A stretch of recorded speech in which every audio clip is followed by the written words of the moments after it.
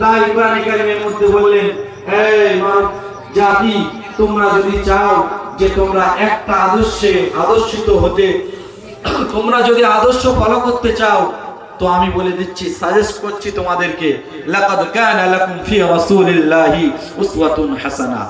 অবশ্য তোমাদের জন্য রয়েছে আমার নবী, বিশ্ব নবী সরকারে দো আলম মুহাম্মদুর রাসূলুল্লাহ, তার মধ্যেই উত্তম আদর্শ।